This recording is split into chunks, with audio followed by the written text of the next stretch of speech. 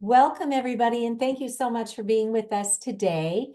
We are here to discuss wireless risks and safer technology solutions.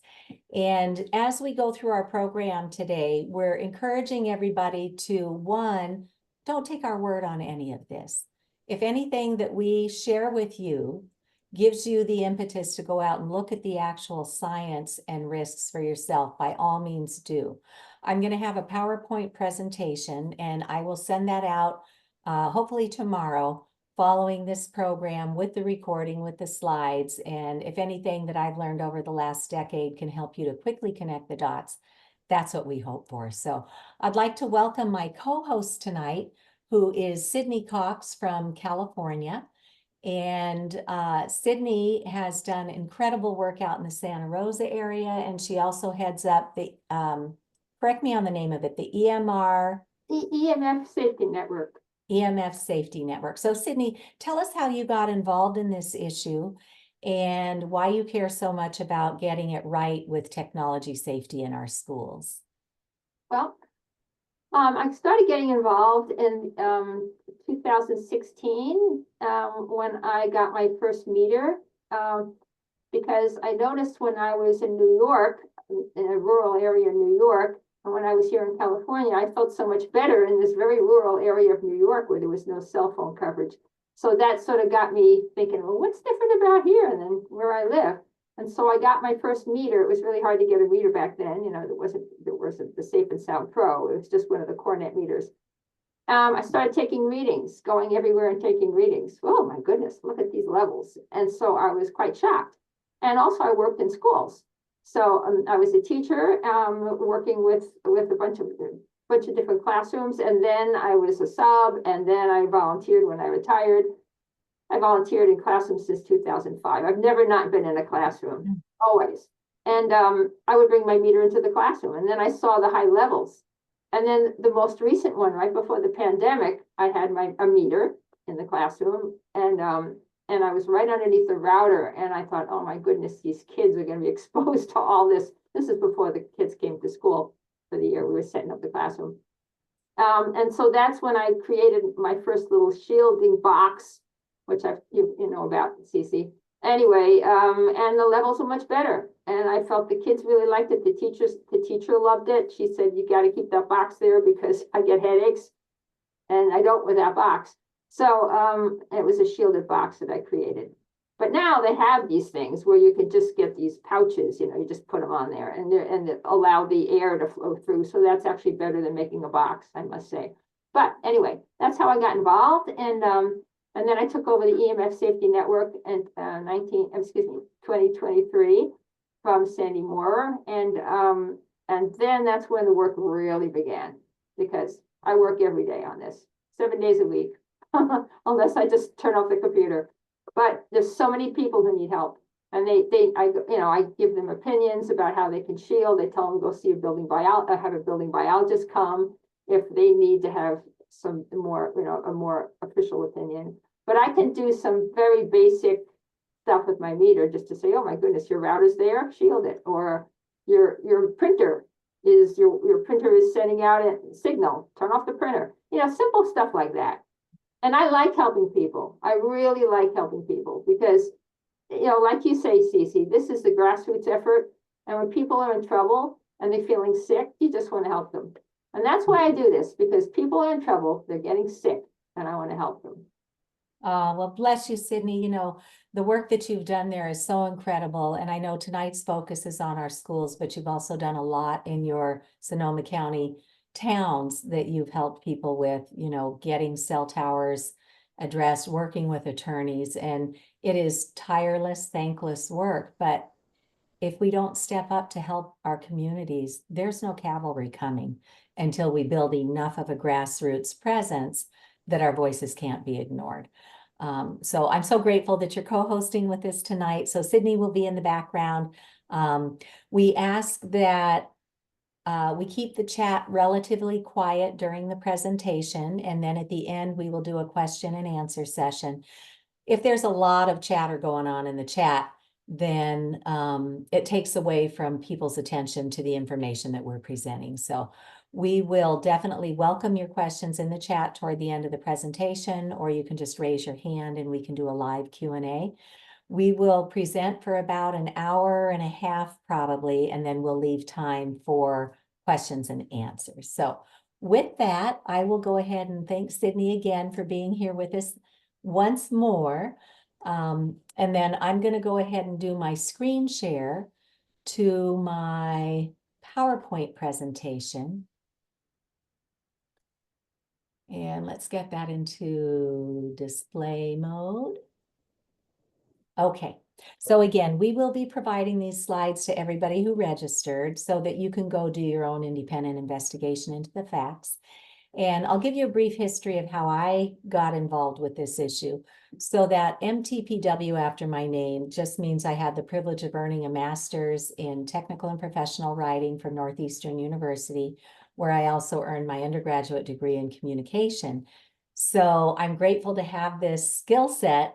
Never, ever imagined this is how I would be using it today. But if anything that I can do or share can help somebody else, like Sidnee said, I'm in. So a decade ago, I was at book group and my girlfriend Wendy is an electrical engineer and she was reading a book called Zapped by Anne Louise Gittleman. And in that book, Wendy was telling us that this public health person was indicating that there are some pretty serious risks with wireless technology. And it was book group, so I just kind of made a mental note of it. And then not long after that, I saw that the American Academy of Environmental Medicine had put out a position statement to school superintendents. Now, this is a decade ago, saying, please do not allow wireless technology into the schools. So that caught my attention. And because I'd been running campaign after campaign in my little town here of Ashland, Massachusetts, to get wireless tech in, because the industry was telling us we needed this 21st century classroom. So that was where my journey began. And I thought, wow, is there any science to this? And all you need to do is to know to look. Once you know, you too will probably be astounded to find literally thousands of peer-reviewed studies all over the world showing extensive biological effects. And we're going to walk you through the science in our slides here today. So that's how I got started. And of course, because I brought it into my schools, I wanted to make sure we began addressing it. So I raised my hands with the schools. And by then I was the grant coordinator for our school district. So I was not, just some crazy wackadoo person off the street. I'd been working, I had volunteered in my schools. I had taught in the religious education program at my church. So a little town, everybody knows everybody. So I raised my hand and said, guys, I think we have a problem here.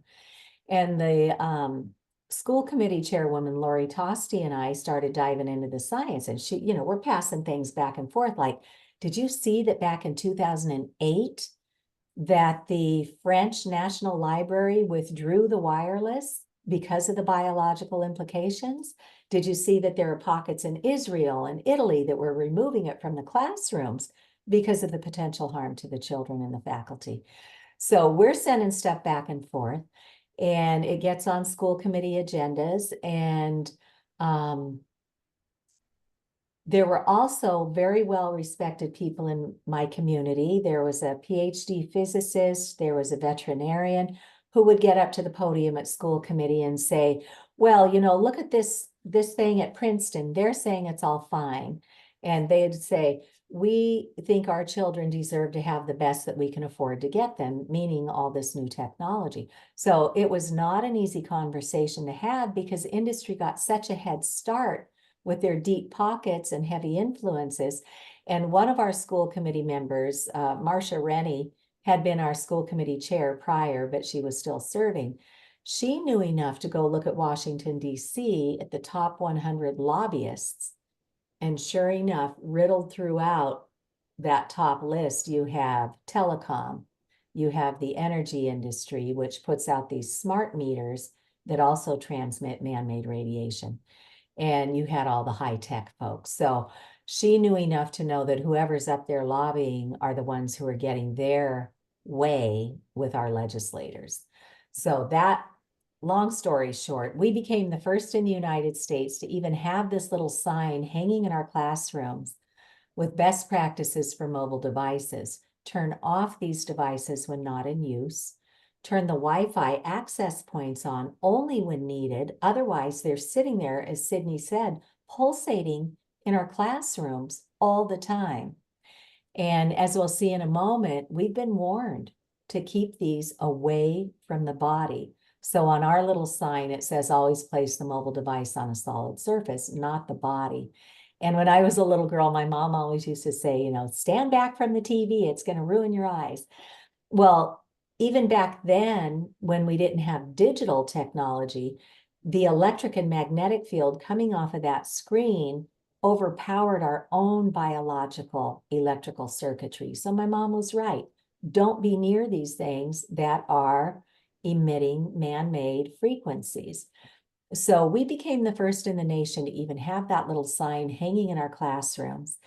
And I thought, wow, what can we do about this? Because this is happening all over the place, right? So I met with Senator Karen Spilka, who is my legislator here in Ashland. She has now been promoted up to Senate president in recent years.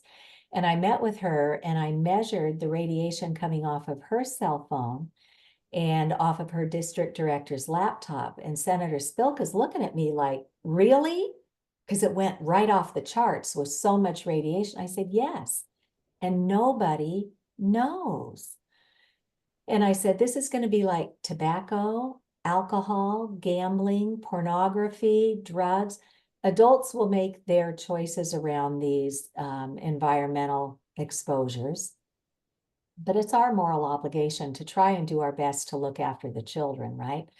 So Senator Spilka put me with an attorney in her office back in 2014. And Aaron Carty and I together whittled out a little bill that would just bring the right minds together at the state level, form a commission, and then decide what to do after we've reviewed the facts. So we have literally had commission bills here in Massachusetts for a decade. And we've been congratulated. We got them out of the Joint Committee on Public Health. We've gotten bills for schools out of the Joint Committee on Education.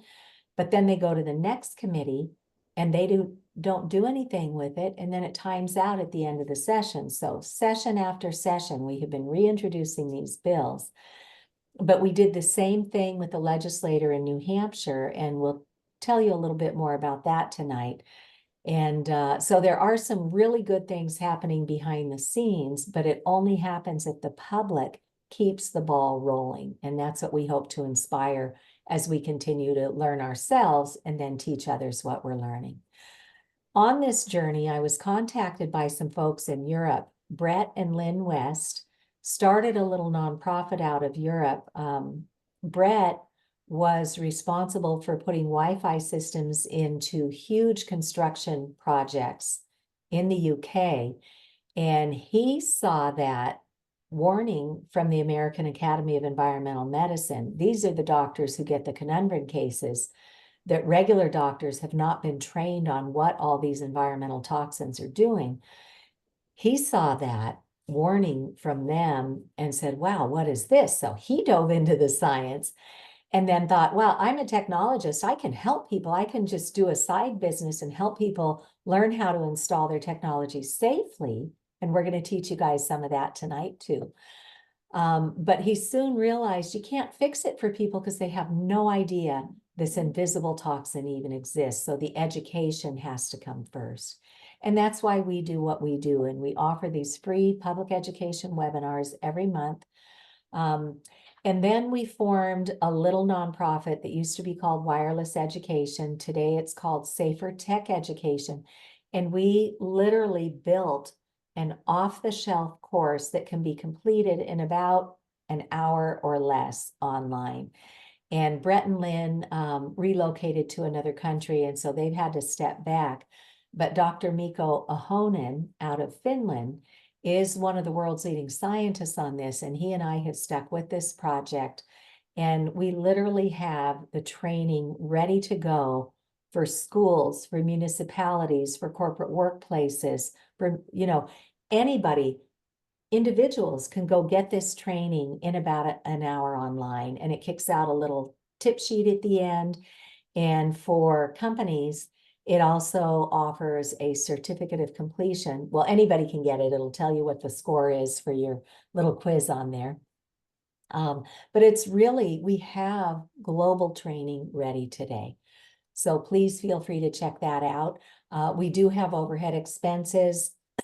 So we charge like $15 a course, which is just about the cost of a movie ticket these days. And we will do bulk pricing if a company wants to, get involved, get their staff trained. And then we also have a Robin Hood model.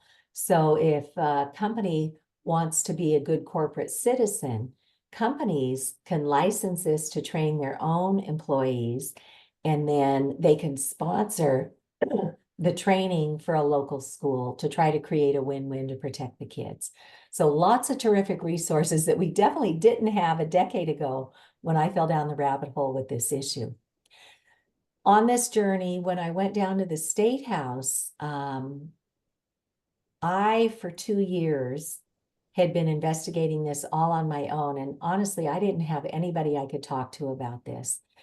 And then this Dr. Deborah Davis brought a team to the Massachusetts State House to ask for right-to-know legislation. And I was just astounded at this panel that she brought in. So Dr. Deborah Davis is a Nobel laureate on climate change. So she is one of our country's top scientists, and she figured out the wireless radiation issue. And she founded the Environmental Health Trust. So she pulled together a panel of experts because I had done the bill here in Massachusetts, and they came and gave a presentation to our Massachusetts Department of Public Health, and they came and presented to our legislature. And she brought with her the scientist in the government in India who has done some of the research studies, especially around sperm and the damage that it's doing to our children and to males, and now we know to female reproductive systems. So Dr. Sharma flew in on his vacation time from India to tell us that in India, their public radiation limits were way up here where America's and North America's still are. And he brought them down 90%, at least on paper. They're still in the throes of going up against industry to actually try and protect the public. But he showed us that with some political will, we can absolutely do better. Also on this panel at the State House was Frank Clegg, who's the retired president of Microsoft Canada. He didn't know when he was active at Microsoft that wireless brings such great biological risk. And so some of the scientists up in Canada gave him a house visit and taught him about it, measured the radiation in his own home. And then he went and sought out a dozen of the world's leading experts on this and came back and said, the Federal Communications Commission's guidelines around public radiation limits are not safe. Canada's Safety Code 6 is not safe or protective of health of people or the environment. So I was sitting there at the State House after having nobody to talk to for 2 years going, wow, we've got a captain of industry here. We have a Nobel Prize co-laureate on climate change telling us that we have got to start paying attention to wireless technology. And then there were others on this panel equally impressive. So having been at the State House in a standing room only event, I was finally able to start connecting with others in Massachusetts. And so I formed Massachusetts for Safe Technology, and we started meeting on a more regular basis. And being a technical and professional writer, I built out the content for a website, and then I hired a graphic artist with great thanks to a nurse who gave me $1,000 grant to hire somebody to build my website. So I welcome anybody to go out to Massachusetts for Safe Technology. You will find on my resources page all the science, as well as some of the quick things that we're going to walk you through today. that you can use to start learning and sharing with others. And then somebody down at the National Institutes of Health found my work and asked if I would co-chair the technology panel for what was the Health in Buildings Roundtable Conference. So this was a national conference of doctors, of scientists, of hospitals, of city planners, architects, the green organizations, the certifying like LEEDs and others, all getting together for a conference, and a lot of our government agencies, to say, how do we bring the natural environment back into the indoor spaces to create safe and healthy buildings? And so I like to share this link because it brings a lot of credibility. Frank Clegg from Microsoft Canada flew in on his own time and dime and joined my panel. Dr. Martin Pall, who's one of the world's leading scientists, he came to tell us in 8 minutes what the mechanisms of harm are. We now know scientifically what is taking down our biological cells. And then we also had Theodora Scarrato from the Environmental Health Trust. She's the executive director emeritus, and she came to tell us what other countries are already doing.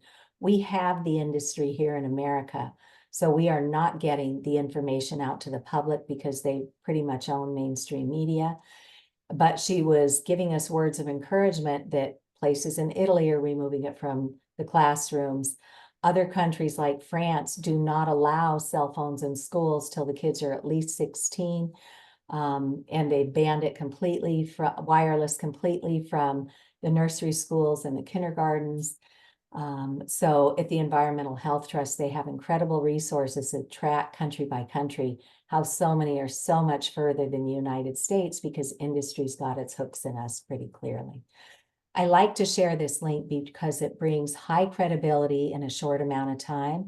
All of our talks were 10 minutes or less. And one of the guests that I brought in on my panel was Peter Sullivan. Now, Peter was a Silicon Valley engineer. Prior to that, he had been a fighter pilot for our government. And so he was up there in airplanes, fighter pilot planes, that were up very high in the Earth's natural high electromagnetic field. So that's like the gamma rays and stuff way up there. And then he's got this plane that has radar all over the outside. That's where wireless technology began. It was for our militaries and it was for warfare. That's what wireless tech is. So here's Peter inside this plane up with the Earth's really high electromagnetic radiation in a plane with all this wireless radar mounted on the outside. And then in the cockpit with all the instrumentation that also uses wireless technology to be able to communicate back to the Earth. So Peter wound up getting very, very sick. He started dropping unhealthy amounts of weight. His teeth started getting very brittle. And then when his 2 little boys came into the preschool years, each of his sons started getting symptoms on the autism spectrum. And so Peter, having the resources, started doing his investigation and discovered this man-made radio frequency radiation produces these spiked erratic pulses of electromagnetic radiation that are very seriously biologically damaging. So Peter, I found his work through a lecture that he gave online because he got very active in the autism community. And he said that he first, as a parent, did what a lot of parents will do: clean out the diet, get rid of as many environmental exposures as you can, watch out for the chemicals, get the organic diet going. And he said today, those are still important, but the number one thing he tells families is to do the digital detox and at least give 12 hours at night where the children's body have no pulsations of microwave radiation coming at them. And he said that his 2 sons are now grown men. They both successfully went through school, through college, and are highly contributing members of society. And neither one of his sons are on the autism spectrum anymore. And I was dumbfounded when I heard that, because I didn't even know that was an option. But when you peel back these environmental exposures and the body gets a chance to do its natural work, you might see some pretty amazing outcomes. And we don't want to overpromise because biologically, every single one of us is very different. But when we find the courage to look at this issue, and it doesn't cost you anything to turn this stuff off. So we're here to inspire. And one of the things that was missing back when I fell down the rabbit hole in 2012, 2014, was that we could tell a lot of people were developing these electromagnetic illnesses. And there was no way to even train our first responders, our fire, our police, and then let alone at the hospital for emergencies or our own healthcare practitioners. So we are so very grateful that we have now had 2 international medical conferences where we brought in world-leading doctors and scientists to teach what this issue is, what are the symptoms, how do you do a diagnosis, how do you do treatment, and most importantly, how do you do prevention? So we are so grateful to share with you today that this EMF, and again, EMF stands for electromagnetic fields, and we'll go through the alphabet soup. Sometimes it's called RF or radio frequency. Sometimes it's called RFR for radio frequency radiation. Sometimes it's called microwave radiation, which it is. There's something called the electromagnetic spectrum that shows us how fast these signals come at us. So the frequency and then the power levels. So it all comes down to wireless man-made radiation. That's what we're talking about. And now that EMF Medical Conference offered 24.5 continuing medical education credits for doctors and nurses. And that training opportunity for the credits expired last year. And these conferences take years and deep resources to pull together. I don't know of anybody else who's doing one at this level. So once the credits expired, Elizabeth Kelly, who has worked for many years in this space, she took the entire conference and all the recordings of all the lectures, all the panel discussions, and put them online at no charge. So you and everybody around you, including your first responders, your healthcare practitioners, your school nurses, therapists, psychologists, psychiatrists, physical therapists, everybody can now go get professionally trained for no charge. There's no credits anymore, but at no charge. And the beauty is that the lectures range from 20 minutes to a half hour to an hour. So you can easily slot those into your calendar and just go through and see which ones intrigue you the most. When you click on this link, you'll be able to see what all the talks are from, neuroscientists, neuro-oncologists, all the way through regular medical doctors, all the scientists. So it's a rich, rich resource that, again, we didn't have any of this until recent years. So just know that everything we talk about tonight is very well supported in the scientific literature, and we're going to walk you through that. So how did my schools become the first in the nation to even have our little sign that we showed you in an earlier slide with best practices for mobile devices? I honestly think it was when they read the legal fine print. So for anybody with us today who has an iPhone, I invite you right now to take it out and go into settings, and we're going to walk you through the legal fine print.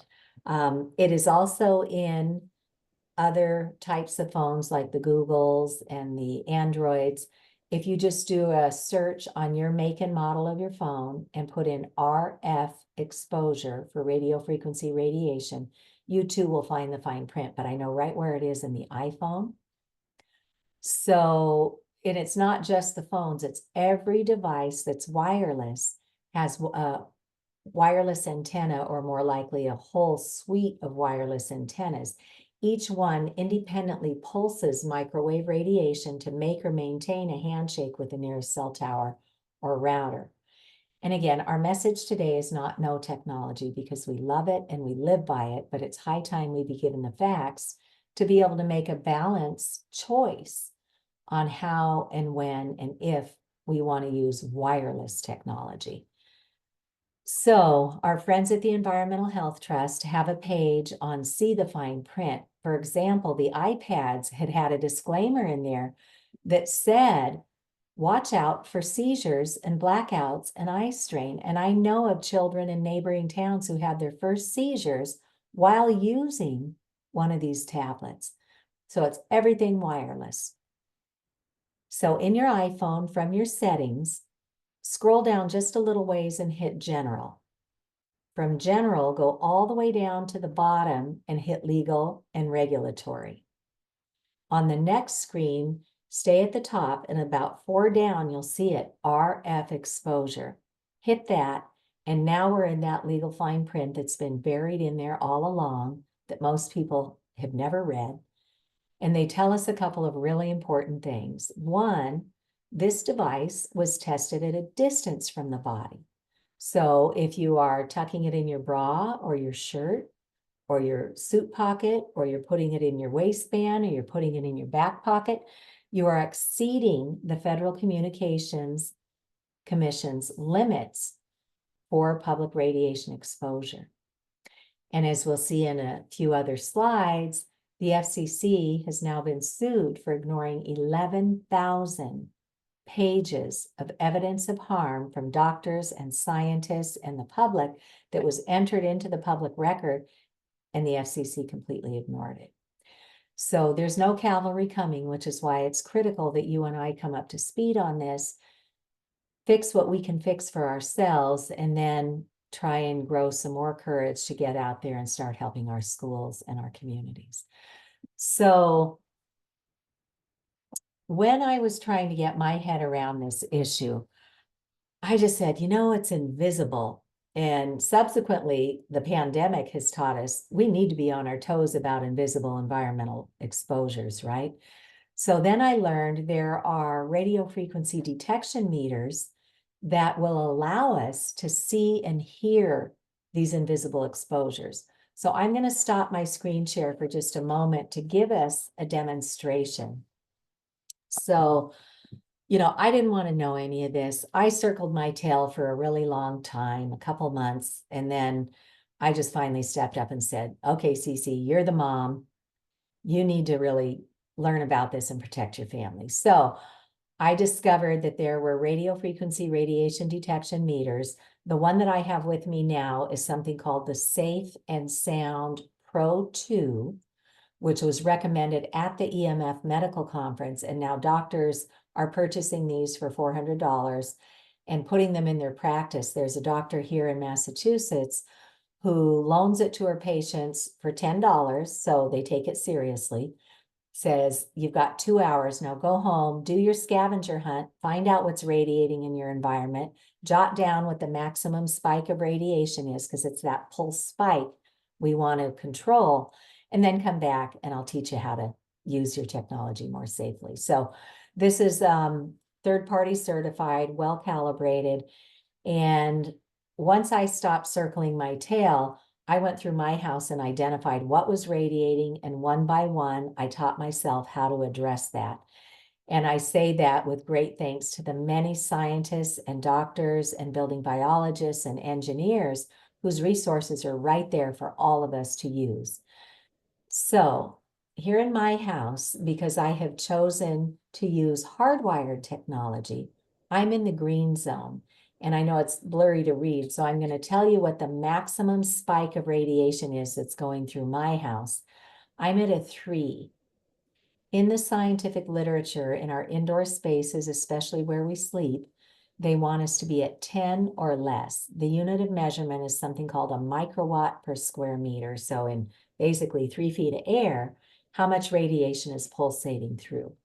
We want to be at 10 or less. I'm at a 3. So knowing what I know about this radiation, I keep my cell phone in airplane mode as a rule. I went through the settings and found out that I could forward my phone calls from my cell phone to my landline. And you know, a lot of people got talked out of getting their landlines in operation. But for about $20 a month, I know Verizon lets me have my landline back. So again, it comes down to a choice once you know. So I keep my cell phone in airplane mode as a rule because it has multiple antennas in it. And I'm going to take it out of airplane mode for a couple of seconds here and show you what happens. So I was in the green. I'm now screaming in the flashing red, which is as bad as it gets. And I'm going to go ahead and go back into airplane mode because I don't want to keep radiating myself here. And we'll notice as it dissipates through the air, it comes back down to the green. But I want to tell you what I just did. So that cell phone has a cellular and a data antenna. It has a Bluetooth antenna, Wi-Fi antenna, locator antenna, hotspot antenna. And for those who didn't know any better and got talked into upgrading to a 5G phone, there's a whole other array of antennas in there. And all these separate antennas are independently pulsating for that handshake with the near cell tower router. So when I go into airplane mode, that disables a lot of the antennas, but you need to check to make sure the Bluetooth and the Wi-Fi say off. And if they say on or not connected, that's not good enough because it's still going, here I am, where are you? So you need to turn those separate antennas off. And then we come back down to the green. But this holds the maximum spike of radiation from when I turned it on. We were at 3, we want to be under 10, and just turning on that one device, we went to 1,740,000 microwatts per square meter. And the scientists want us to be at 10 or less. This was one device, you guys. So imagine what's going on in our schools, where in many, many classrooms, they have put those wireless access points in every single classroom. And then they've given the children the Chromebooks or the iPads. They brought in the smart boards, the minis, all this wireless tech with not one shred of safety instruction. So that's what we're here to do tonight, is to teach you what the science says in a little bit more detail. And then, most importantly, what we can do to protect ourselves and our loved ones and our schools. So with that, I'm going to go back into my screen share and give us encouragement, because for everything that we have broken, we now know how to fix. So knowing that there were radio frequency detection meters back in 2016, I went after a grant in my town. I wanted actually 2 meters. I wanted to donate one to my schools, and I wanted to donate one to my public library, thinking we can all just borrow it and go see what we can see and then come back and learn how to fix it. So I became the first in the nation to put a radio frequency detection meter on loan in our library, and none of this has been easy. It was not easy talking to our school committee to even get this little sign, which they're actually not following. They're still waiting for higher authorities to tell them what to do. It was not easy to get this meter on loan. I had to go back 3 different times and pitch my application to our select board, and then to our board of health, and then to the library directors, and ultimately our select board, which is like a city council in our little town. They gave me a grant for $400 to buy 1 meter, which got donated into the library after the board at the library agreed to take this into circulation. And that wasn't an easy conversation either, but they voted 4-1 that yes, they are a conduit of information in the community. And if this device would help people get information to protect them, they voted 4-1, and that's how I got that meter in our library. And now others all over the country thought that was a pretty good idea, and now they're going to their libraries and saying, hey, now that libraries are having to reinvent themselves, and most of our libraries now have a library of things like puzzles and games and metal detectors and projectors you can borrow, all sorts of electronics. It's really not a big ask today to ask your library to please see if they can budget $400 to get a good meter. And I would suggest the $400 range, because somebody's library got one that was 100 or so, some GQ 90 or something. And when we put the 2 meters side by side, we tested, and that little meter was missing some of the important signals and giving a false sense of security. So if you can, encourage your library to please get the Safe and Sound Pro 2 that was recommended at the EMF Medical Conference. That has come to market since I got the Acoustimeter, which is still a fine meter. The Safe and Sound Pro 2 just has a few additional features today. And if your library says, well, gee, maybe we can only do like 200, or maybe we just don't have it in this year's budget, but we'd love to put one of those devices on loan, reach out to the Environmental Health Trust. They have a small grant fund, and they may be able to help your library. It has to be the librarian, however, who contacts them, not the citizen. So just know we got solutions. And one of the last bastions of independent reporting in our communities today are our local cable stations. They love it when citizens come around and say, hey, I have an idea for a program. And you could bring me in. We could do it by Zoom. I could do some individual programming for your community that would run on your local cable show. You would then have a video that you can put up on social media. So my cable station was very kind to do a number of public service announcements. I was brought in to talk on other people's shows in my community. And one of the things we produced with this was this 23-minute public service announcement where a cameraman came to my home and we did a walkthrough showing very common exposures from the computer, from the mouse, from the keyboard, from the laptop, from the printer, from the smart meter, the microwave oven, the decked cordless phone. So we did this 23-minute PSA to show what common exposures are and then offer suggestions for how to mitigate that. And then out in Worcester, Massachusetts, Patricia Burke, who's been working on this issue for years, brought me in as a guest on a show there. And we did a couple things because National Grid came in to roll out their smart grid pilot program in Worcester, which is putting toxic utility smart meters on everybody's home that pulsate this microwave radiation 24/7. So I came on for a couple episodes of a program in Worcester, and then more recently, the station manager reached out and said, Cece, you just need to have your own show. So I go out to Worcester, which is about 45 minutes from my home, and I go into their studio twice a month, and we record a new episode or two. And that Tech Safe series is now available. These episodes are only 28 minutes, so feel free to go and poke around. I've had doctors, I've had scientists, I've had far too many people who became electromagnetically ill when wireless was turned on in their environment. So just keep learning with us. And everybody who registered, I will have your email address, so I will send out notices when we have new episodes, or if we have action alerts that you could lend your voice to.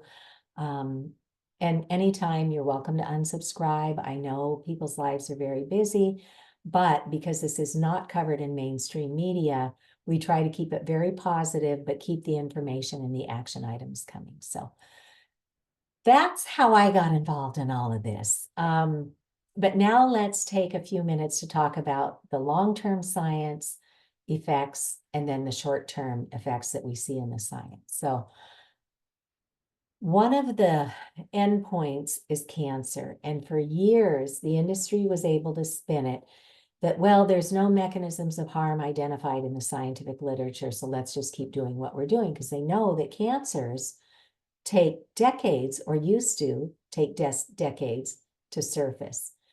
So that was sometimes what they'd say, oh, maybe cancer, but hey, let's just keep doing what we're doing until something is proven. Well, our own government here in the United States, 20 years ago, the Food and Drug Administration commissioned a study with the National Institutes of Health under the umbrella of the National Toxicology Program. The National Toxicology Program is arguably the gold standards for toxic research among them in the world. So they started a study to see if cell phones could be harmful. And 20 years ago, that was 2G and 3G. That means second generation technology and third generation wireless technology. At the end of the day, after this 20-year study, they brought in world-leading scientists and doctors whose life's work is investigating radio frequency microwave radiation. and they determined clear evidence of cancerous tumors and DNA damage. Now, clear evidence is a formal classification. It's the top of 5 categories. Clear evidence of cancerous tumors and DNA damage. Well, the industry will get a hold of that and spin it and say, oh, that's just one study. You need to have more than one study. Well, right on the heels of our US study, the Ramazzini Institute in Italy concluded another multi-million-dollar study on cell tower base stations. And guess what they found? The same thing that we found from the devices, they found from the cell towers. And the World Health Organization back in 2011 clarified that it doesn't matter where these radio frequency signals are coming from. Back then, the WHO classified this as a group 2B possible human carcinogen. What was missing in 2011 were these animal studies, these rodent studies, because it's illegal to do these studies on humans. Yet here we are, all exposed to this electro pollution in this totally uncontrolled environment. So we don't need more science. We have the science, but what we are missing are political agencies that will protect the public instead of the industries. So we know about child and adult cancers. Their findings also showed that it causes DNA damage. Additional studies show infertility. And as I mentioned, Dr. Sharma in India is one of the scientists in the Indian government who had done the infertility studies. And when I started reading this science, this was the day I found my voice, because they've taken male human sperm, exposed it to a laptop with the antennas radiating, and it changed the DNA, which is our roadmap to grow proper anything, from a child to a plant to a pollinator or any biome. It changed the DNA, it slowed the motility of the sperm, and it caused programmed cell death or apoptosis. It was killing off the sperm in 4 hours of exposure to a laptop. And I went, you've got to be kidding me. We had just sent my oldest daughter off to college with her MacBook, which of course she's using right on top of her reproductive organs. My youngest daughter had just come up into high school, and for Christmas, we gave her a laptop, thinking we'd give her up a leg up in high school, and come to find out that those laptops have these multiple radiating antennas too. And now Kaiser Permanente has published a very highly regarded study on women's infertility impacts when women are pregnant and using wireless technology. We're seeing higher miscarriage rates. So the science is very clear. Neurotoxicity. So even pre-pandemic, we were already at epidemic levels of anxiety, depression. We were seeing suicidal ideation among children and adults like we had never seen before. And the science has become so much clearer that these spiked erratic pulses of microwaves are coming at us in this crazy range of frequencies. So the Earth, some people say, well, the Earth has been having electromagnetic fields forever, it's all fine. Well, those are natural electromagnetic pulsations. And there's a scientist named Schumann who figured out that the Earth pulses this beautiful healing energy 7.83 times per second, or 7.83 hertz. That is healing energy for us all. We need to be physically connected to the Earth out in nature to get that healing benefit. But what did we do when we introduced digital technology? Instead of 7.83 times per second, we started putting out signals in these spiked erratic pulsations at millions of cycles per second in the megahertz range, and billions of cycles per second, just jackhammering ourselves with microwaves. And we wonder why we have so many children and adults who are not functioning in a healthy way. So Dr. Hugh Taylor heads up the OBGYN program at Yale Medical School. And Dr. Taylor has done rodent studies when they exposed the pregnant mice to cell phone radiation for like 9 hours a day. What happens to those pups when they're born? Well, they come out and eventually start bouncing off the walls of the cage, much like behaviors we see in children with attention deficit disorder or attention deficit hyperactivity disorder. So we know this is neurotoxic. Dr. Martha Herbert founded the Autism Lab at Massachusetts General Hospital. She is now retired. She is a Harvard pediatric neurologist, and she would see huge connections with what we know happens with microwave radiation exposures and the chemicals in our environment, and what she was seeing in the families in her care, that these children and now adults on the autism spectrum hit this tipping point and then they become neurotoxic. Dr. Martin Pall, P-A-L-L, culled the science on Alzheimer's, and where that used to hit much like cancers after many decades of exposure, we would see Alzheimer's in people in their 80s and 90s, and now we see it in our 70s, our 60s, our 50s, our 40s, our 30s, and even in some cases to people in their 20s getting diagnosed with Alzheimer's. So we cannot continue to pollute the environment of the brain and the body and expect that we are going to develop and live our lives on point. And because the industry has such a lock on mainstream media, we get all their messaging, all Wi-Fi all the time, 5G, the Internet of Things, which they're forecasting will have 200 wireless devices connected in our homes to the wireless internet. So we are going to be getting these shots of microwave radiation from everywhere until we learn what to do and how to have safe technology without the radiation. So because the mainstream media is so captured by industry, we're so very grateful when well-known environmental groups start getting resources to put on this issue. And one of them is the Environmental Working Group. And I, as a mom, first learned about the Environmental Working Group because they had taken on the chemical industry. And every year they put out 2 lists. One is called the Clean 15, and the other is the Dirty Dozen, and it involves the pesticides.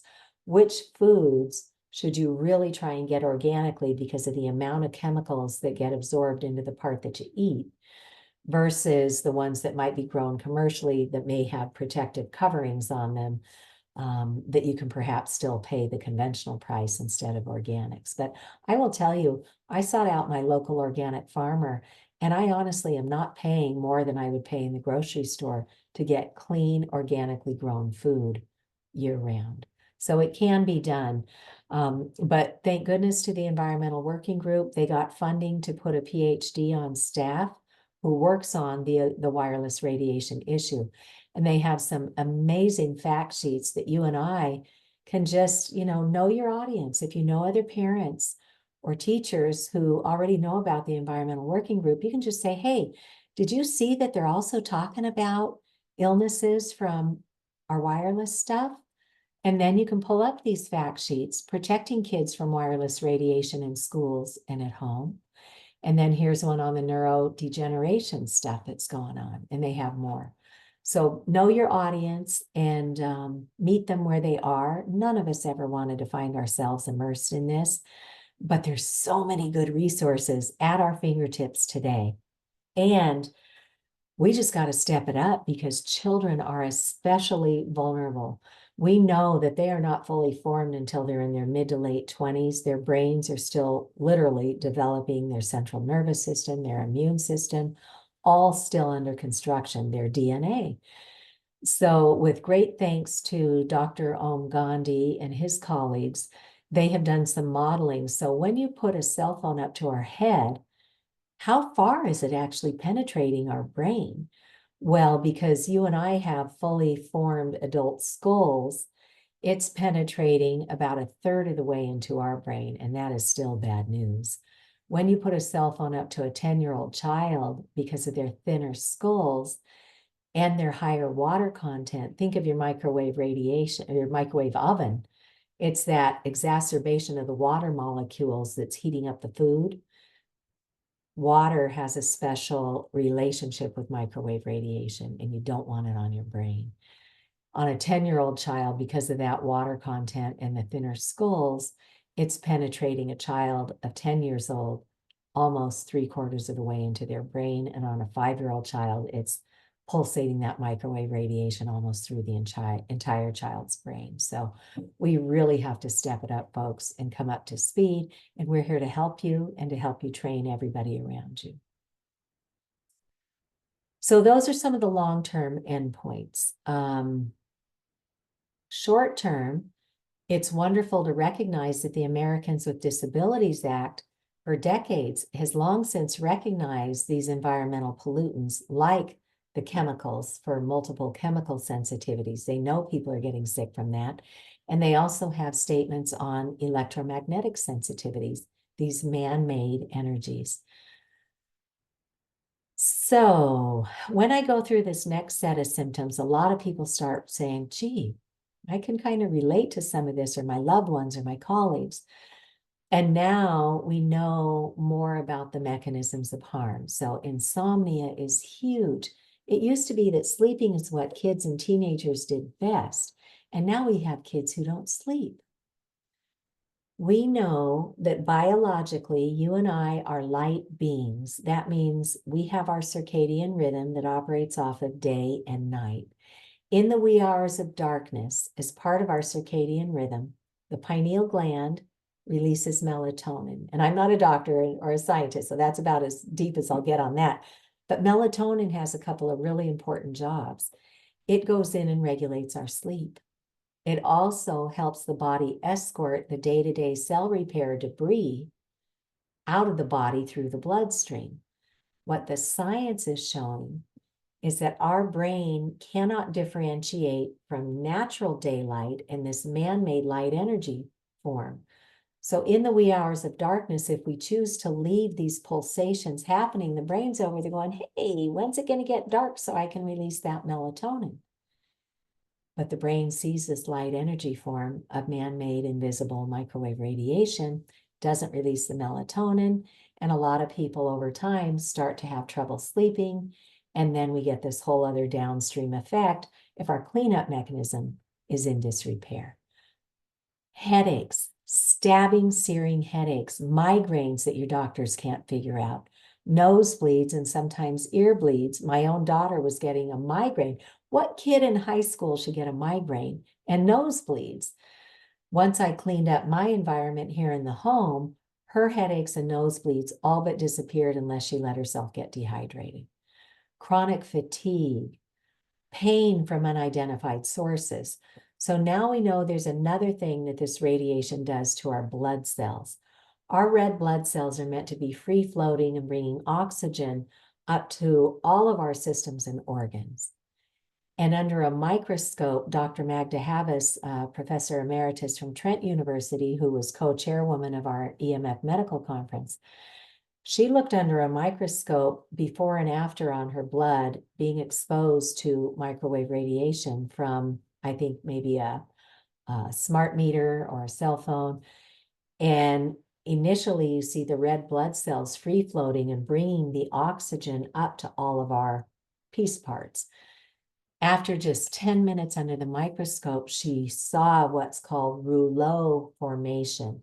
And in my little brain, it sounds like the candy rouleau formation. And it's not far from that. Instead of chocolate caramels stacked up, this electromagnetic field is causing our red blood cells to glom together and stack up like that. So this rouleau formation, not only does it create this stack of now deformed blood cells, they start looking like bottle caps instead of nice ovals and rounds, but now they're all stuck together and they can't get to where they need to go to bring oxygen to all of our systems. So now our doctors talk about oxidative stress being a precursor to most chronic illnesses. We clean that up, guess what? We might start seeing more improvement in our chronic illnesses. Skin abnormalities. So what the science teaches us is we've got these little antennas in the surface of our skin that help us to navigate our world, right? They tell us if it's too hot or too cold, and we better take that cue and go protect ourselves. So these constant pulsations of microwaves can cause skin abnormalities. A lot of people talk about the hot ear when they've been holding their cell phone up to their head, rashes, flushing, heating, tingling. A gentleman in the town next to me who is a graphic artist and designed my logo and some of my materials, Chuck's leg was going jiggity and his doctor couldn't figure out why. So Chuck started doing his own research and discovered that radio frequency microwaves can cause nerve damage. And guess where Chuck kept his cell phone? Right on top of that thigh.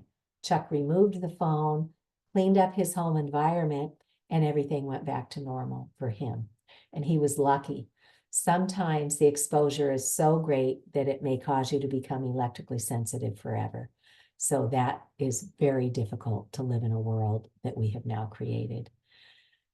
Irregular heartbeat. So we are bioelectrical chemical beings. Our cells whisper to each other all the time to send chemical signals to regulate all of our body.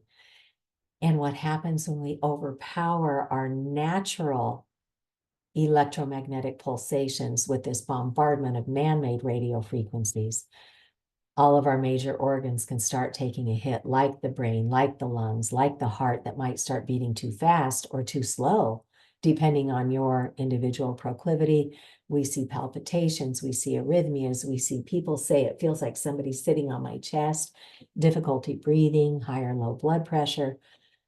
And again, if we can remove the exposures, we see such incredible improvement. Cognitive impairment, you know, it used to be natural as we age. We open the fridge and go, what did we come in here for? But now we're seeing this cognitive impairment in children all the way up through senior citizens. Anger and behavior issues. It was heartbreaking at the EMF medical conference to hear more than one of the experts up there telling us, if we don't get ahead of this, we are physiologically changing with these microwaves, the gray matter and the white matter of the brain, and in the areas where we would have executive function and make wizened decisions. We don't stop radiating ourselves. They were forecasting we are going to see many more of these societal outbursts like we've seen with these mass shootings. I was talking to a woman in my yoga class, and it turns out she is a counselor at the high school next to my town. And when I talked about, you know, these anger outbursts, she said there was a boy who lost his mind and wailed on his counselor at school with the Chromebook, beat the tar out of her. And now she's out on disability. When we sent the kids back to school after we had issued them these Chromebooks with no safety testing or safety guidelines during the pandemic, when those kids went back to school, there were 3 different school districts on the news reporting that these children were wailing on their classmates with their school-issued Chromebook. So it is happening right now, and we know what to do, and we're going to talk about solutions shortly. Anxiety, depression, suicidal ideation long before the pandemic, since we started radiating our kids. So many of the world's leading scientists have now banded together to counteract with these corrupt agencies like the World Health Organization, like the Food and Drug Administration, like the Federal Communications Commission. They've all become captured agencies where industry is calling the shots instead of independent scientists who do the real science and then make recommendations to protect the public and get public policy in place. So the International Commission for the Biological Effects of Electromagnetic Fields has recently come out with a statement on electromagnetic hypersensitivity, and they are calling it a crisis that requires urgent response. Highly credible. You can go out to this website and grab that. And that, I read it out loud. It only takes 5 minutes to read. You could read that at a school committee meeting. You could read that at a town council meeting and just start educating your community. So this was my big head scratcher. If this is as bad as little me can figure out just by going out and reading the science, surely somebody's got to have our backs on this. So I fell down the rabbit hole in 2012. My schools became the first in the nation in 2014 to even have our little sign. And then in 2015, Harvard Law School Center for Ethics came out with this incredible free online report called Captured Agency: How the Federal Communications Commission is Dominated by the Industries it presumably regulates. And notice that they use a revolving door as their main graphic here. And sadly, that's what most of our federal agencies have become, captured by industry. So the people in our agencies are protecting corporate profits over public health. So everybody is welcome to look at that. That was like my missing puzzle piece where I finally went, holy smokes, there is nobody looking out for our children. And that's when I got busy. And then other organizations like ProPublica has put out some good reports on this. The Epoch Times has started putting reporters on this issue, but mainstream media, again, conflicts of interest, all the way up to the World Health Organization. They have reopened their investigation based on the studies that came out of the Ramazzini Institute and the U.S. National Toxicology Program, but it looks like their whole review process has now gotten stacked with industry instead of the independent scientists who should be doing this. So we take their reporting with a grain of salt and keep doing what we're doing. So at our schools, we've got a good idea now about what these individual devices are doing, as well as the wireless access points. But industry is now targeting schools because it's an easy sell. Hey, schools need money, right? Churches need money, right? Our municipalities need money, right? So, hey, you'll get a kickback by licensing your property for us to put these cell towers up. Pretty good deal, right? You'll get money, you'll get better signal. All sounds well and good until you understand how physically toxic these are to us and the environment. So it is critically important that when we have this conversation, we look at the references in the non-industry funded science, because many of these environmental polluters are using the big tobacco playbook, whereby you do your own science done under conditions that would show no harm. Well, no harm, first of all, is not safe. That just shows what they did showed no harm. That doesn't mean it's safe. So you have to look at the industry-funded science. They own the media. They are in deep pockets with a lot of our legislators. And so when we open the conversation, it's important to look at the non-industry funded science. And being a tech writer, I got really overwhelmed with all of this, and I couldn't remember good resources that I later wanted to revisit or share. So I just built myself a very simple research repository, and I called it Understanding EMFs, because I didn't understand what electromagnetic fields were. So I just, no bells or whistles, I just started classifying, the science, what our military experts have known for decades about this. And then people who have doubts, here's some resources for you. Cancers, infertility, impact on children, Wi-Fi in schools, electrohypersensitivity, and it just goes on, so that I could keep information at my fingertips. I have put all these navigation links on my website at Massachusetts for Safe Technology on my resources page. So I invite you to go pound around to the point where you're pretty convinced we've got a problem here. There's a website here in the US called antennasearch.com where you can put in any address, like your home or your office or your school, and it will give a 3-mile return of how many of these big macro antennas and cell towers are within 3 miles. Here where I live, away from the city, there's a couple hundred of these macro antennas. When I put in the address of downtown Boston at the State House, there were more than 4,500 antennas. And mind you, every one of these pulsates for miles. So our cities have just become this swamp of electropollution. So feel free to use these resources. This was very impactful when I was testifying at our State House. But this is what one Boston neighborhood looks like. These are cell towers right on top of citizens in their homes and their offices. So that's our personal devices, cell towers, and now we have to add in what's called 5G in these small cells. So 5G simply means 5th generation technology. About every 10 years, there's a new generation for the industry to bring in new technology, new innovation, which means new revenue for them. our friends at Hawaii for Safe Technology have a really good 5 or 6 minute video on what 5G is and isn't. You're welcome to look at that. But the way the industry is spinning it is that with 5G, we're going to have smart cities, super highways, fast entertainment downloads, right? This all sounds so sexy and great until we know what it actually means is they're putting cell towers inside our neighborhoods.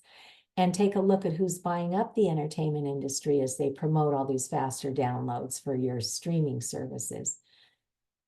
It's the same parent companies that own telecom and all these other big industries.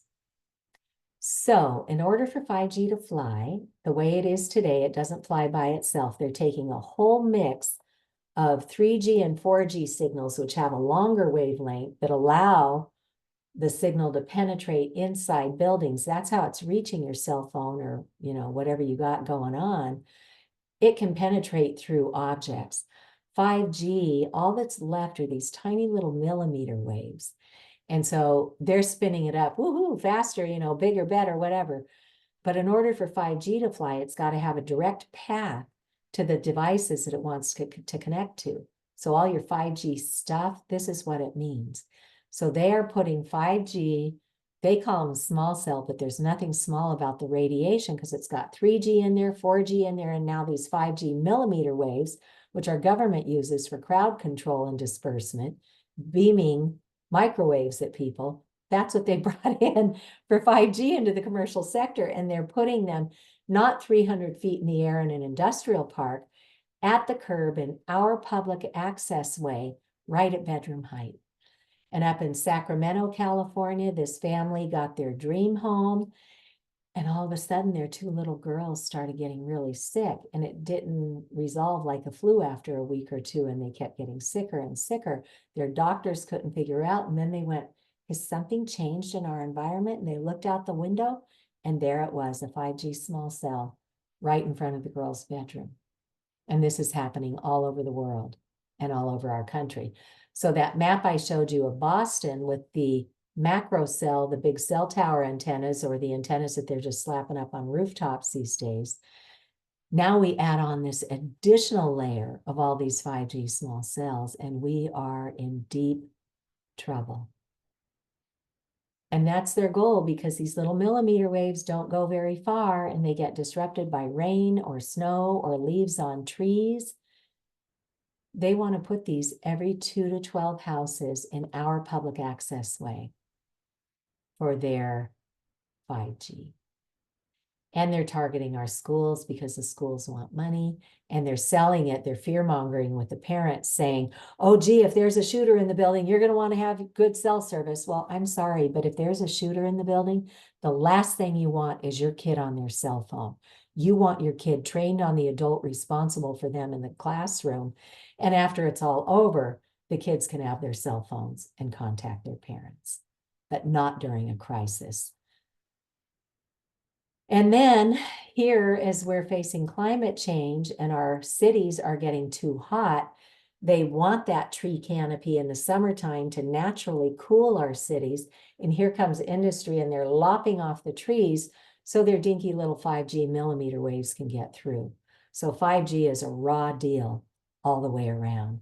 And the kicker, it was never tested for safety. And there's a clip from our friends at the Environmental Health Trust for this congressional hearing in DC, where Senator Richard Blumenthal said to the industry at a commerce hearing, so please share with us, how much money has industry invested in independent science before this was brought to market? And these 2 industry guys, you'll hear, they're kind of hamina. Ultimately, they're made to say, we don't actually know about any science that was done. So Senator Blumenthal says, so as far as health and safety is concerned, we're flying blind here. And that's what they do. Roll it out and ask questions later. And 5G is a bad joke, as reported by Computer World and other trade journals. We're not getting any faster speeds than we already had with toxic 4G. And now they're bringing it closer to where we are. So it's critically important, for realtors too, to understand this, that it's not good to be representing a rental or a home for sale if there are cell towers right there, because we see decreases in property values up to 20%. So, all right, folks. So that's all the bad news. So we're going to spend the next few minutes talking about how to empower ourselves to stay connected and protected. On the back of your router, you will see that we still have Ethernet ports. All you need to do is get your Ethernet cables back. I had a box of them stashed down in the basement.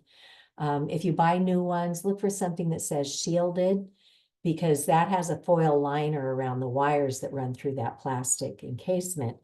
And that foil liner keeps stray electric and magnetic fields off the wiring from penetrating 6 to 8 feet through your walls into your living space. And for people who become electrically sensitized, even the wiring in the home can cause a problem. So if you're going to buy new cables, save yourself a little bit of health consideration and get a shielded cable. And again, not terribly expensive. Most of us today have more than one device. So you can get basically an extension box for electronics. This is a little $15, $20 one that I bought in my home. And it plugs in for electricity, and then put your main cable into one of the ports, and then get separate Ethernet cables for each one of your devices. And who knew, for $20 or $30, you can buy little adapters for most of our phones. You want to check out the make and model and make sure you get the right one. And for our laptops and our tablets, they can all be hardwired with an adapter if it doesn't already plug directly into an Ethernet cable. So that's the simple way to hardwire. Just plug everything back in. The second step is you then need to backtrack and go to your router, go to your devices, go into the settings. And when I went to do this on my home, after I hardwired everything, I measured that triple play box that came for my cable, my phone, and my internet, and it was off the charts with radiation. So I called up, it was either Comcast or Verizon at the time, and I said, so I'm choosing hardwiring. How do I make that thing stop radiating? They said, oh, that's easy. Sit down at your computer. And I went, really? And they said, yeah, we're just going to walk you through your account. So they showed me how to get into my account. I went into wireless settings, and there it was, a 2.4 gigahertz antenna and a 5 gigahertz antenna. And Comcast was also putting hotspots on the router in our home to throw their signal out to the curb so customers passing by could draw off of our electricity and stay connected while they drive by. And I'm like, well, that's just unethical. But anyway, there was the regular 2.4 gigahertz antenna, the 5 gigahertz antenna, and then there were hotspots for 2.4 and 5 gigahertz. So there were like 4 antennas listed there. So I just went off, apply. And then I waited a few moments for it to dissipate. And then I measured again. Radio silence on those, but something was still transmitting. So I called their help desk. They didn't know why. They sent a technician to my house, and the technician didn't know what was going on. He called his supervisor. They didn't know why that box was still transmitting. And so the supervisor said, well, I'm going to come over with the technician the next day. And I remembered at the EMF medical conference that Peter Sullivan from Silicon Valley was talking about a 5th antenna. So I reached out to Peter and said, Peter, what was that? And he goes, some of these companies are outfitting these, modem router things with a wireless home security antenna. And I'm like, I don't even have a wireless home security system. Why is that thing going? They just give us everything out of the box full tilt. So when the supervisor came back with the tech the next day, I said, my husband went out last night and picked up our own router. So we're going to do this on our own. And as a show of good faith, would you be so kind to swap it out? All it was literally just plug and play. But they had no idea that there was a 5th antenna in there. So I got to teach them that at tech support, you have to ask for a tier 2 tech support person that will get you to an engineer that can go into the system on that end of it and disable that antenna. And I was like, I don't want to play that game, because if they do upgrades in the middle of the night and everything goes back to factory settings, I don't want to be radiating my family. So we got our own router. And there is an eco router out there. I think it's like the JRS eco router that will only pulse when a device is looking for a signal, or you can set it to not pulsating at all if you're hardwired. So again, folks, we have solutions for everything. So first you hardwire, second you turn off the antennas in all your settings, and then third, you have to measure, because there are sneaky little antennas in all of our electronic devices these days. And unless you measure, you might think you got it all. And then, like me, I was sitting here one day and I'm like, why do I feel like the earth is sucking me down again? Because I never felt good under the man-made energy coming off of fluorescent lights or LED lights. My body's always going, something's not natural here. And my daughter had been home and turned on the wireless printer. She needed it. And I said, just be sure you turn off the antenna. She, yeah. So she turned off the Wi-Fi. But what we didn't know is that the little glow thing that says the antenna's on only connects to one of the antennas in there. There were two other antennas in my printer. When I looked it up, on the internet, I looked up the manual. I had to go in and find the Bluetooth and one other antenna that was in there and turn them off. So it's critically important to measure. And earlier we recommended the Safe and Sound Pro 2 from Safe Living Technologies, because that's what was recommended at the EMF Medical Conference. And in earlier slides, we show if your library wants to get one, there's some resources for that too. So it's not rocket science to fix, folks. In our schools, here's what it looks like. All those wireless access points actually have two Ethernet ports on the belly of them.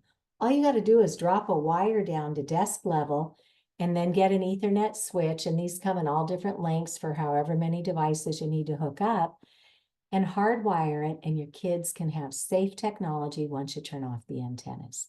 And then just measure and make sure you got them all. So it's not rocket science to fix. And there's a wonderful toolkit at techsafeschools.org. They tell us the science, they tell us the legal risks, and they also tell us, most importantly, how to mitigate. And we can't, I mentioned that they give our IT departments this equipment from the factory, full tilt, everything at full blast. And we have gone in and discovered that you can turn down the power level by more than 90% and reduce that exposure by more than 90% and still have wireless connectivity if you need it, while reducing the radiation. You can also reduce the beacon signal. Instead of going off 10 times per second, maybe it only goes off 1 time per second, and you're still getting a connection and maintaining a connection. So there's lots of room for improvement once we understand what these risks are. So those would be good recommendations for baby steps that cost nothing until we get to transitioning to truly hardwiring all the tech and turning off the wireless. So that's what we need to help our schools learn about. My advice is do not go it alone. I did, and one voice is very easily swept under the rug. Today, I would suggest that we get everybody around us at the parent, the citizen, the grandparent level educated first, and then we have a nice group of people who are going to go work the schools and not back down until our kids are protected. So Dr. Martin Luther King Jr. taught us that when we finally make important societal changes, it comes through 3 channels. 1, the public gets informed and gets engaged, which is what we're hoping to inspire today. That goes through the courts, and public policy finally catches up to, in this case, the science. So we have amazing inroads happening in all these areas. I'm just going to whip through some of the highlights, but when you get my slides, by all means, go pound around in this. So the FCC has been sued by the Environmental Health Trust and Children's Health Defense, and they won because the FCC ignored 11,000 pages of evidence of harm. And it's been 3 years since the courts told them to go back and re-examine their public radiation exposure limits, especially as it impacts children and the elderly and the environment and everybody who's already getting sick from this. The courts did not give the FCC a deadline, and it's now been 3 years and they've done nothing. So it's critically important that we keep doing what we do, that the attorneys keep doing what they do, And there are lawsuits that have been happening all over the country and all over the world, and you can go poke around and see what's active right now. Same thing with public policy. We've had bills here in Massachusetts for over a decade, and we move like molasses. I think we are too deep in bed with industry here, and nobody wants to be the first to stick their necks out. But we had the same conversation. A citizen in New Hampshire got so sick from all the wireless in her home, and once she removed it, all these seemingly unrelated heart and memory issues, blood issues, all started resolving when she just simply hardwired and got rid of the wireless. She started speaking to her legislators, and Representative Patrick Abrami drove down with her to my home in Massachusetts, and we sat at my kitchen table for the afternoon and connected the dots for him. And he beefed up this bill he was going to introduce with really critical questions. Why do Lloyd's of London, Swiss Re, AM Best, and others long since recognize that man-made radiation is a world-leading risk, and they put exclusions in their policies? So our schools aren't covered for damages. Our towns aren't covered for damages unless we make sure we've got a lock solid insurance policy from the industry, which most of them don't have because they don't have coverage. Why does that legal fine print that we talked about at the beginning of this conversation today tell us to keep them off the body? Why is the FCC ignoring all of this science and not even talking about non-thermal effects? All they say is, well, we have radiation limits set for how much heat it would take to raise the temperature of the gel inside of a mannequin's head, let alone a brain. They only have it based on heat. And they set limits way up here for radiating us. The science is now showing hundreds of thousands of times below that, we have these very serious biological effects at the non-thermal, non-ionizing, low-level radiation exposures. Why does the US allow 100 times more radiation than certain other countries? Well, industry kind of owns us here. And why is nobody looking at the cumulative effect? Earlier today, I gave this demonstration from one cell phone. What is happening when we put our kids inside of a classroom with 20 or 30 of these devices going, and then put them on a school bus with radiation and everybody's devices, and then bring them home to a home that's full of all this radiation? Nobody is accounting for the cumulative effect. But to New Hampshire's great credit, we got this bill passed through the House Committee on Science, Tech, and Energy. It went over to the Senate Committee on Health and Human Services. All of them reported it out favorably. And then it went under Governor Sununu's pen, and he signed it into a law. They had 1 year to investigate this and come up with a report. And they have this incredible 400-page document with all their minutes and all their recommendations to get wireless out of our schools, to educate the public, for realtors, allow inspectors to get in there, train them to measure how much radiation is in a property, and start labeling everything that's radiating at eye level. So if we're walking by a small cell, we know we're getting radiated. So get the federal delegates back on this and get our agencies to start protecting the public. So they came up with 15 incredible recommendations. That is likely our country's strongest document right now. And every time we've tried to take those recommendations and get them enacted into law, the industry with their deep pockets and heavy influence has come in and squelched it. But Dr. Kent Chamberlain, who is the chair emeritus at the University of New Hampshire of their Department of Electrical and Computer Engineering, he served on that commission and thought, oh, this is going to be a slam dunk. I've been developing medical devices and doing research on this for years. Of course, Wi-Fi is fine. Well, he got in there and started investigating, and he did a complete 180. And he has a 20-minute presentation here with his slides that shows what this commission found. It's the only one in the country that has done the independent investigation, and it's all documented, including the corruption with our federal agencies. So that's a great document. Right now, I have taken some clips at one of our elementary schools that show the radiation from these wireless access points are off the charts. Feel free to look at that.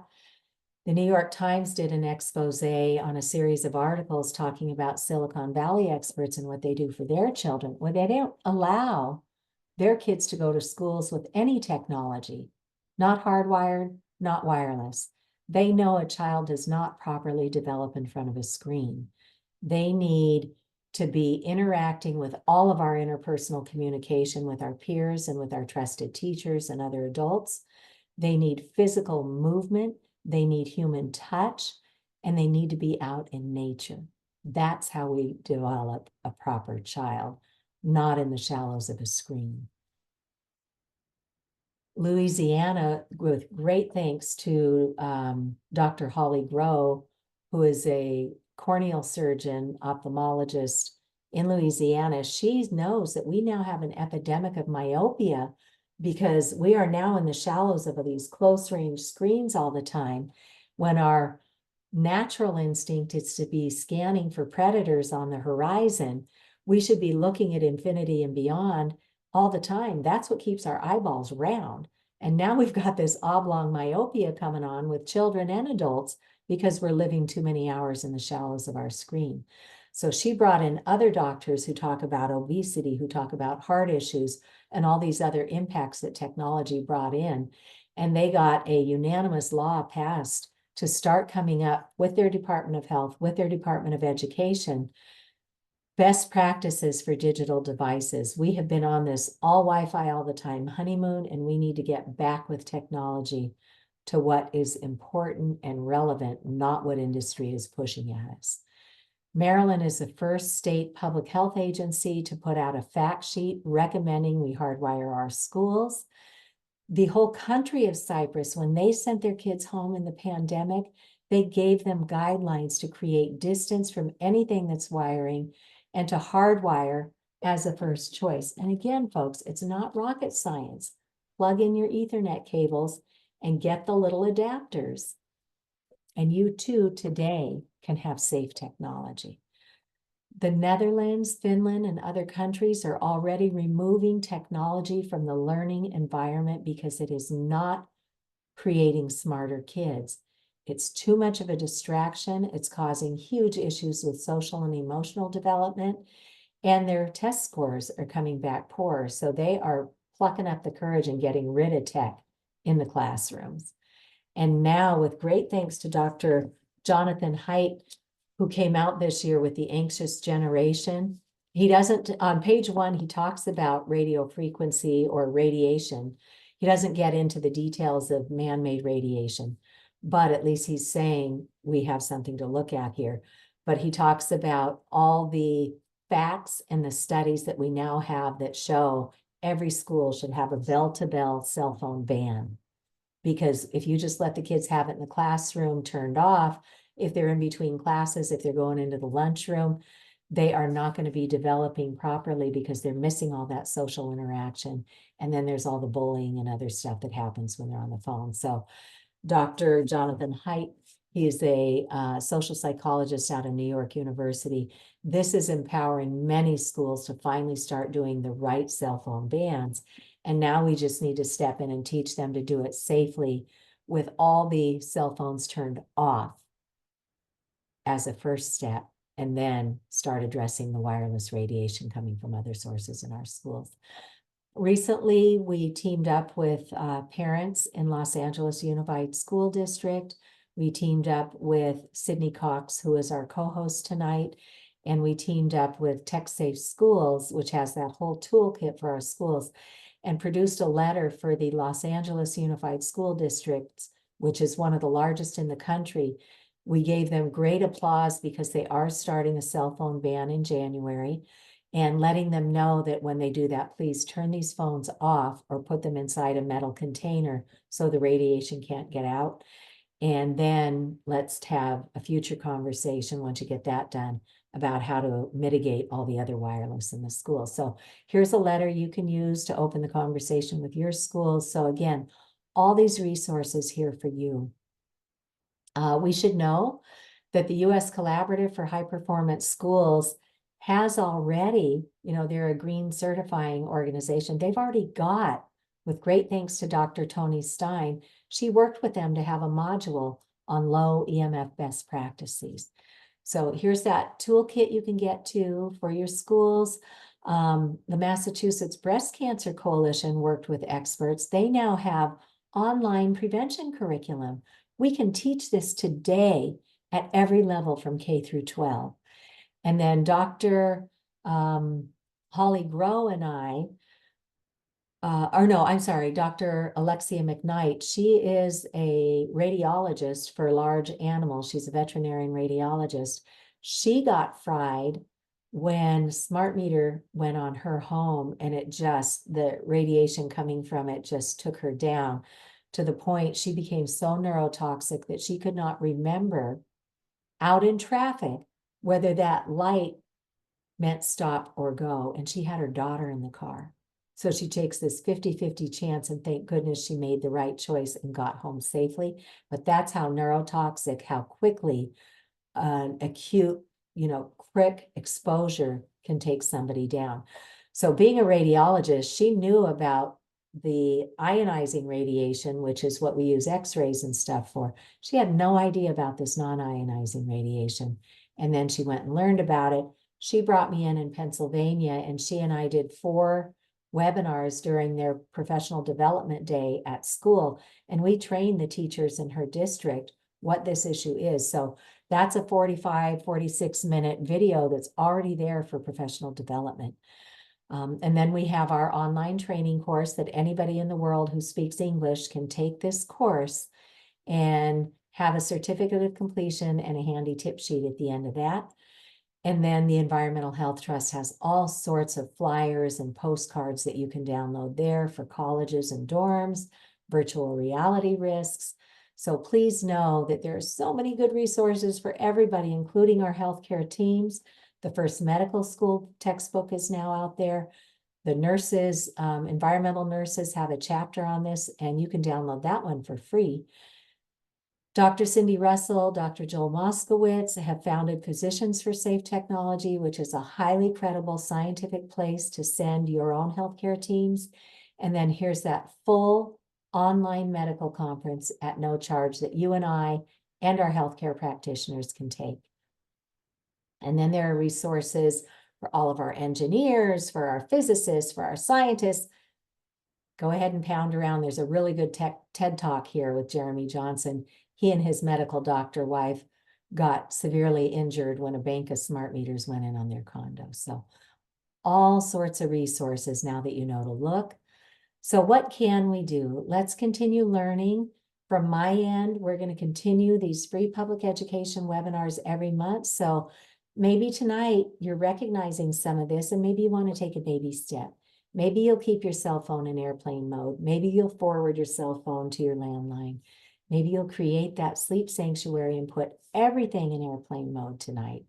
You can still use an airplane mode cell phone for your alarm, for your music, for anything that's downloaded on your device, your clock, your camera.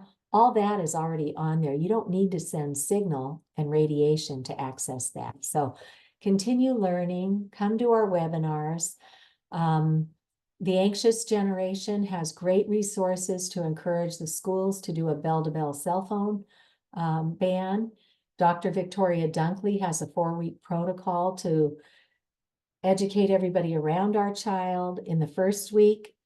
And then the next 3 weeks, you're going to take them off their technology. And I will tell you, these families get their kids back. They get their family dynamics back when we simply learn to use technology wisely. And here's a protocol for those who are facing autism or ADD, ADHD. And look, Bert Wolf on PBS even has a couple educational episodes. This award-winning film, Generation Zapped, it's now widely available through streaming services, including your local library might have it in their Canopy or Hoopla subscriptions, so you can watch it for free. Sit down with your loved ones. Let's all learn together, and then let's work together. I developed with great thanks to Dr. Joel Moskowitz at the UC Berkeley School of Public Health. He had done something for that National Toxicology Program cancer report that came out, and I liked the format of information he did, so I asked if I could borrow his format. And I created EMF points of confusion versus fact, because every time we open our mouth and go, there's something to look at here with wireless, the industry has conditioned us all to go tinfoil hat conspiracy theorist. I don't really need to give any time to that. But when we show them the legal fine print in their own device, when we can measure the radiation coming off that device, then their brain goes, yeah, but the inverse square law of physics says with distance we're safer, or the SEC says it's fine, or how come we don't hear about this? I took all those objections, all these points of confusion, and I've given you the specific resource to address each one. And then on the last page of that, there's a diagram for visual learners that shows where this is hitting us biologically. So feel free to download that. I've had people tell me that they keep copies of that, and anytime they open the conversation, that's the first thing they hand to them. And that way it's not on them to prove the facts. They now have a way to go investigate for themselves. And then there's those episodes that I do on the cable show every couple of weeks, and you can just continue to learn along with us. So I am about to kick off in November a 10-town pilot program where 10 of us are going to step up to champion tech safety for our schools. And we're going to educate those around us before we go to the schools. I got swept under the rug, and I don't want to make that mistake for anybody else again. So we're going to get a good group of citizens together, polite, diplomatic, but determined. And we're developing flyers that we will walk up at the school when parents are picking up their kids or when they're coming to open houses. We will hand information out to the parents and invite them to come to a community conversation. And we will have forums specifically for parents, grandparents, teachers, administrators, anybody. And then we'll get the community better informed. And then we will start having productive conversations with the schools. Each champion will have one of these Safe and Sound Pro 2 meters. I got a small grant that will allow me to put those in their hands. And then we will have a built-in support system for ourselves. So we will empower each other. We will inspire each other. We will have regular strategy meetings, and we're going to celebrate our little milestones and hopefully in the end, some big milestones. So stay tuned, because we're going to stick our necks out there and see what we can do. And then as we learn, others can start using the materials that we're developing. So at any point, you can join this process. So thank you from Sidney and I. I'm going to leave you with ways to contact us, but I'm just going to show you real quick that I have additional back matter in here. If you want to know more of what this is doing to our planet, if you want to join a project to take measurements in your local community and put it in a global database, if you want to know more about these smart meters that industry is foisting on our homes, some states, some towns are allowing opt-outs, some charge a fee, but at least you might have an option. And then here's more about the bills that have been all over the US and elsewhere. So for encouragement, what others are doing, don't take no for an answer, because until the public really starts crying for solutions, industry is going to keep forcing this on us, but we have solutions for our towns and everywhere else. So we've got lots of advice here for you that you can pound around. But for today, start noticing. Start with baby steps. Go easy on yourself. Go easy on your loved ones. Nobody did this to us on purpose. Create that sleep sanctuary. Make your way to Ethernet cables and adapters. Use airplane mode as the choice. Only turn on the one antenna you need when you need it.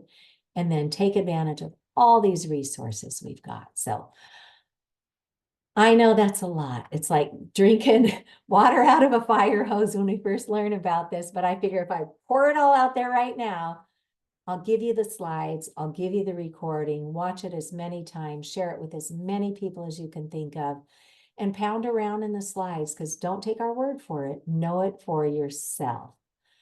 So I will go ahead and share the spotlight again with Sidnee and ask if there are any questions in the chat first that we want to address. We've got about 10, 15 minutes. Anything we can help folks with in the chat tonight, Sidnee? No chat, no chat. I think we kind of cautioned them not to use chat, so maybe they can raise their hands. Okay, yeah, let's go ahead and raise your hand. If you have any questions or comments or inroads or anything you'd like to share, we'd be happy to field that right now. Okay. All right, everybody. Well, thank you so much for your time, and especially to my co-host Sidnee for being the wizard behind the curtain for us tonight. And come back again. Go ahead, Sid. One more thing. And because I have a Safe and Sound Pro meter, and I have metered a lot of cell towers, one of the things the industry is saying is it drops off as the inverse square, you know, like it for every foot, it's like 1/4 of, you know, so they're saying it's so much less when you're way out here. But I learned this from Dr. Kent Chamberlain, who you mentioned in one of your slides, about the pluming effect. So I thought, So I've actually measured the farther out I go, 200 feet from a cell tower. It's actually higher than when I'm right underneath the cell tower. And I have seen this in several different occasions, especially with small cells. And it depends upon where the antennas are placed, because they plume, they spew. So, you know, when you're right underneath it, it's not as bad as if when you're 200 feet away. Right. And I remember when Dr. Chamberlain was presenting to Lenox, Massachusetts, to their authorities there, the industry will always say, oh, if the cell tower is on your building, you're fine. But that's not true, because it still does come down, and it can also hit objects and refract back. Right, the reflection, absolutely. I just don't want people to walk away saying, well, if I live in a building with a cell tower on it, I'm fine, because you live in a building with a cell tower on it, you are going to be far from fine over time. Oh, you're terrible. But you can even be even more terrible 200 feet away. You're terrible no matter what. Yeah. So we need to be careful about taking any kind of industry advice. They are slick. They have deep pockets. They wine and dine our municipalities. And it's up to us. We need to just be as diplomatic and polite and fact-based. And I will tell you that there is a little woman inside here screaming at the top of her lungs, we are frying our frickin' kids. But we can't lead with that, because that triggers the amygdala in the brain, which then goes into fight, flight, or freeze. And then nobody can absorb new information when they're in survival mode. So as urgent as this is, we just have to be very calm and very consistent with our messaging. And so that's why we do this every month for you. So learn a little, change a little, come back and learn a little bit more, and we'll do our best. All right, everybody. Listen, have a tech safe night, and we hope we'll see you next time. All right, we'll post the November dates in the coming days. All right, thanks for the kind words, everybody in the chat. Have a lovely rest of your day. Thank you, Sidnee.